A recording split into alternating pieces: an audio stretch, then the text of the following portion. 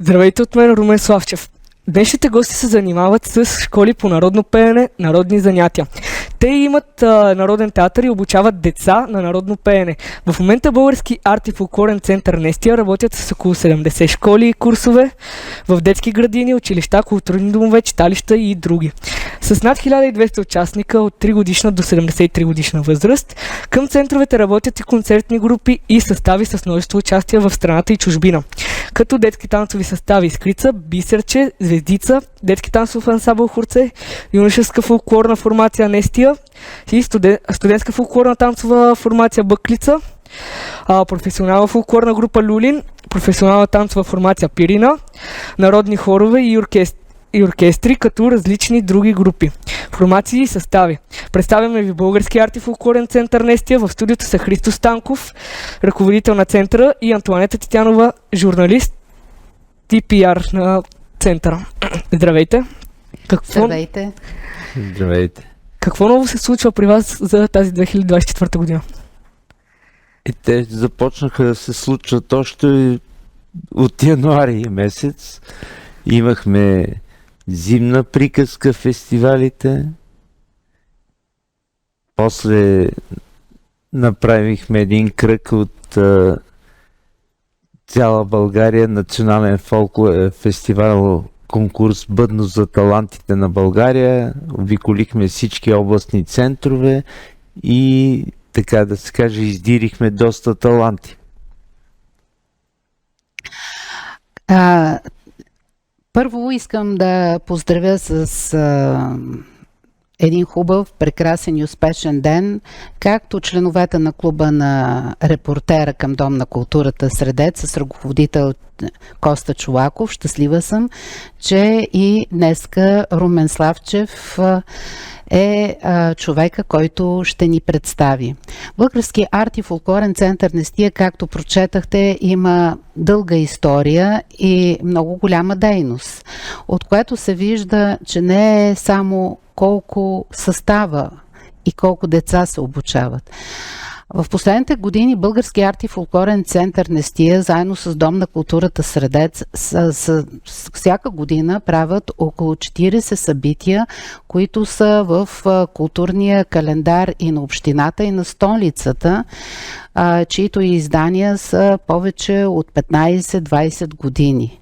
Това ги прави устойчиви, това ги прави привлекателни и на сцената на Дом на културата Средец, където са част от събитията, идват и участват не само състави от София, но от цялата страна, за да могат да покажат красотата на народното творчество, но също така и да дадат такава значима и голяма сцена на изява на индивидуални изпълнители, певци и танцори от дори малки региони далечни, да имат възможност да покажат таланта си.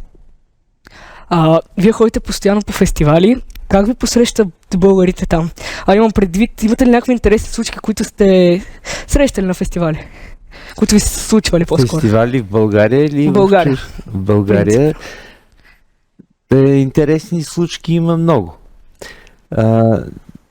Тези фестивали, които бяха примерно зимна приказка, в един момент се оказа, че трябва примерно да излезем навън зимата, да е по-хубаво и топло е времето, в Банско особено, но в последния момент заваля дъжд, примерно. И пак си бяхме вътре. Лятото, така, нашите фестивали са най-многобройни и най-големи и миналата година участваха много държави, 15 държави с над 5000 чужденци и 1000 българи. И много различна е културата на всеки един народ и това е интересното и това е нещото, което всеки един вижда и на сцената, и покрай сцената. И това е интересно. Това щях да попитам. Има ли разлика в българската публика и в чуждестранната? Винаги има разлика. Всеки е с един различен менталитет на народа си и българските не си ги познаваме, българския менталитет, но примерно грузинския, украинския, съвсем друго е, словашкия или други. Аз също искам да взема дума по зададения въпрос. Както знаете, Български арт и фолклорен център Нестия не само участва в фестивали, той инициира всяка година около 100 фестивала и когато господин Христо Станков, председател на Нестия, каза за фестивала националния Бъдно за талантите на България, това е фестивал, който се проведе в 28 областни града. Тоест, както в столицата, така и в отдалечени краища, като се започне Смолян, Кърджали и Хасково и се стигне до Дунава, до Силистра и Видин. Долу Добринище, Банско и така нататък. Тоест, на всички тези места ние се срещаме с деца и по-възрастни участници. Започнахме като талантите с деца, но после се разбра, че талантите нямат възраст и вече участват всякакви изпълнители от различни форми на сфери на творчеството. Когато каза нещо любопитно, ето нещо любопитно, на сцената на Международния фестивал Черноморски перли, който се провежда за 26-ти път и е най-крупният фестивал на Черноморието, има винаги надиграване кръшна ръченица. И в това, което се прави от Български арт и фолклорен център Нестия. И там на сцената се качват хора от публиката, заедно с участници не само от България, но и от тези 15 държави. И, например, надиграват се едно дете, случайно качило се от една държава и за наше изумление спечели, примерно, надиграването човек, който се качи от публиката и се оказа, че е кмет на село Иван Вазово. Тоест, когато говорим за народни танци, за народни изпълнения, за таланти, няма значение на каква възраст си, откъде си, винаги можеш да бъдеш част и да покажеш своята съпричастност към българското творчество. Тъй като вие изпълнявате и обичай, кой е най-трудният обичай от страната, който се изпълнява от вашите артисти? То няма трудни обичаи, защото ние като българи, като трябва да си познаваме обичаите, примерно за момичетата лазарките е основния, а за момчетата коледуването. Така че няма трудни. Всичките трябва да ги познаваме и да ги изпълняваме. Много е важно различни състави и изпълнители да възпроизвеждат, да издирват автентичните обичаи, такива каквито са били във вековете, за да може да пребъдат и в бъдещето. Всеки един обичай, той е съхранил българската народна памет и всеки един от обичаите, примерно ако отидете в Дом на културата Средец, Български арт и фолклорен център Нестия прави в декември месец редица фестивали, които са свързани с зимните обичаи. Сега в парка Заимов, отново пред Дом на културата Средец, прекрасни са възстановките и посрещането на великденските обичаи, след това Гергьовден. Естествено, че летните обичаи, ако едните са свързани с пожелателност, другите с летните са свързани винаги с плодородие, с дъжд, есените, всеки един от обичаите е изключително вълнуващ и е важно ние да можем да го предадем такъв, какъвто е бил и да може следващите поколения да могат да запазят тази българска идентичност. Подготвяте ли някакви събития за пролетните празници? За празниците, да. За пролетните. Да. Започваме тази година, близко са Великден и Гергьовден. На 5 и 6 имаме събития, на 5 е в Заимов и след това се пътува за Велинград прави се концерт в Велинград, на 6 в Ракитово и се прибираме. Започнахме пролетните още с Мартеницата. Български арт и фолклорен център Нестия и агенция Форум България вече няколко години инициираха много голям празник на Мартеницата, защото това е един от най-българските символи, който е в векове наред съхранил и, както виждаме, за разлика дори на съседните държави, където някои носят покрай досека с България мартеници, в България мартеници носят всички. Като се започне от мартеницата и се мине през Хитър Петър и се продължи през всичките тези, които са свързани с Благовец, нали, Благовещение, имахме също празник в Дом на културата Средец. Започнахме пролетното надиграване, в което се явиха.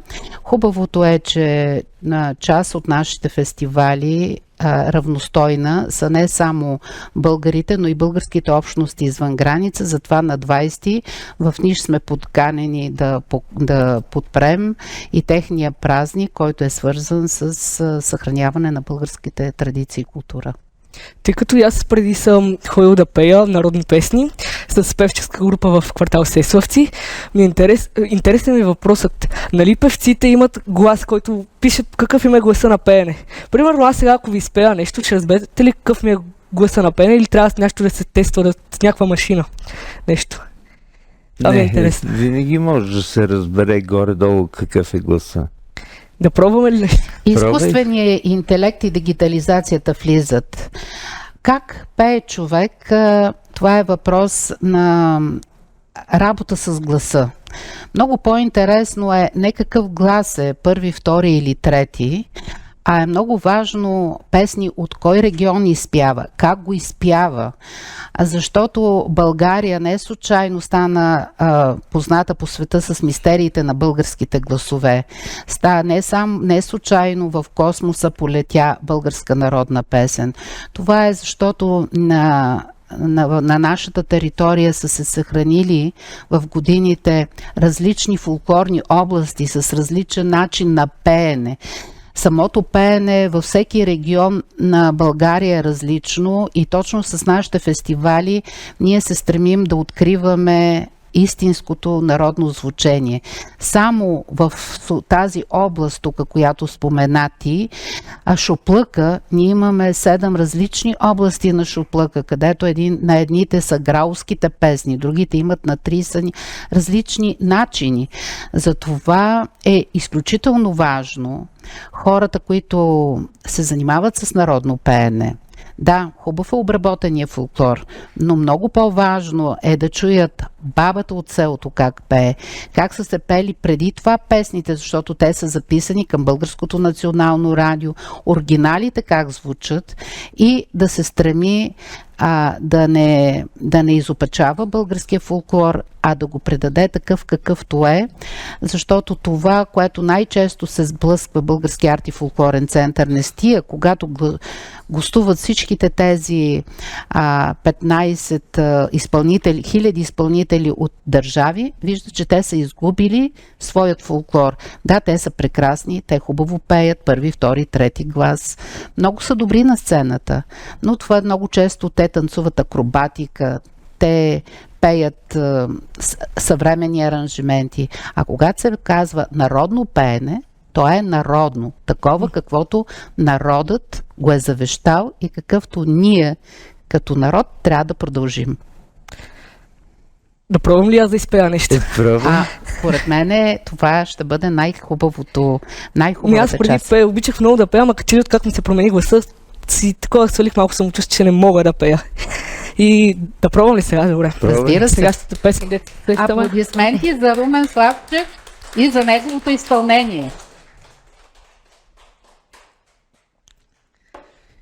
Слънце се слега да зайде Маро Мариема, рие пиле Мариема, рие леде, на равнишката зелен бор Маро Мариема, рие пиле Мариема, рие леде. Горе до стията. Браво, браво. Много вярно, много... Аз ще поканя Румен Славчев, ако ни позволи Коста Чолаков, да бъде част от нашите фестивали, където дава особено набъдност на талантите на България. Сега на 20 ще бъде заключителният етап, където ще дойдат от всичките тия 28 региона, където сме минали и сме се срещнали с стотици изпълнители, ще дойдат най-добрите. За нас ще бъде чест ти да представиш музиката от Сеслав, така както си я научил, защото ти прекрасно я изпълни. Дали? Не знам как се е променил твоят глас. Ако преди е звучала още по-добре, искам да ти кажа, че сега дори без разпяване ти прекрасно изпя народната песен и за нас ще е чест и удоволствие да си част от нашите фестивали и да можеш да изпееш и други песни, които знаеш. Благодаря ви. Благодаря за интервюто първо. Това беше всичко от мен. Сега останете с нашите колеги Томас и Божидар, които са ни подготвили събеседник, който ще говорят за детския футбол.